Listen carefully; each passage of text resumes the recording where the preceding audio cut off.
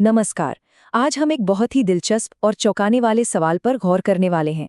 सोचिए, क्या होता अगर भारत की सबसे पुरानी पर्वत श्रृंखला अरावली होती ही नहीं।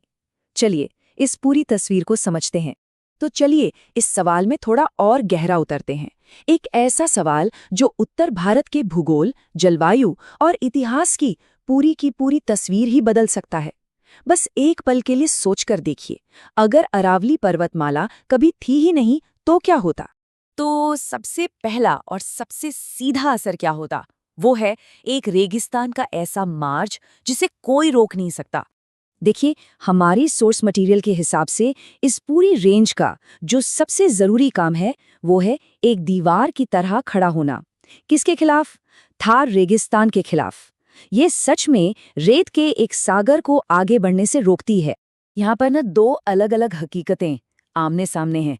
एक तरफ है आज का भारत, हरा भरा उपजाऊ मैदानों वाला, और दूसरी तरफ वो दुनिया है जो होती अगर अरावली नहीं होती। एक बंजर रेतीला मंजर। मतलब थार का रेगिस्तान सीधा दिल्ली, हरियाणा और सेंट्रल इंडिया तक पहुंच जाता। अच्छा, तो अब जमीन की बात हो गई। चलिए अब जरा आसमान की तरफ देखते हैं और समझते हैं कि कैसे अरावली के बिना मौसम का पूरा साइकिल ही टूट जाता। अगर ये प्रोटेक्टिव शील्ड ना होती ना, तो दिल्ली जैसे शहर में टेम्परेचर आमतौर पर 50 डिग्री सेल्सियस के पार चला जाता। जरा सोचिए, ऐसी जानलेवा गर्मी में कोई कैसे रहता।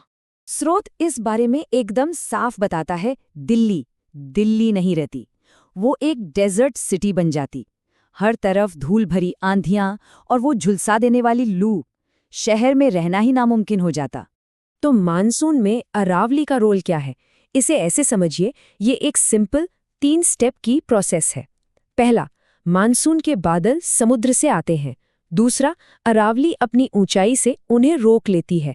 और तीसरा, ये बादल मजबूर होकर अपना सारा पानी उत्तर भारत पर बरसा देते हैं।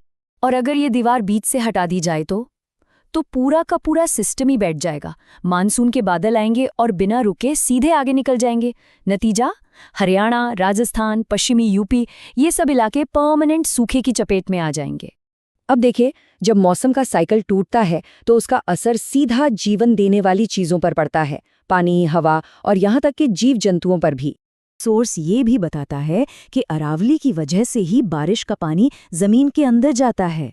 तो अगर अरावली नहीं तो पानी जमीन में जाएगा ही नहीं, और इसका मतलब कुएं, बावड़ियां, ट्यूबवेल सबके सब सूख जाएंगे। पानी का नामो निशान नहीं बचेगा। और एक और कमाल की बात पता है क्या है? अरावली सिर्फ एक पहाड़ नहीं है, ये एक बहुत बड़ा जीता जागता एयर फिल्टर भी है। और वो भी दुनिया के सबसे प्रदूषित इलाकों में से एक के लिए। इसके जंगल धूल और जहरीली गैसों को सोख लेते हैं, हवा को साफ करते हैं।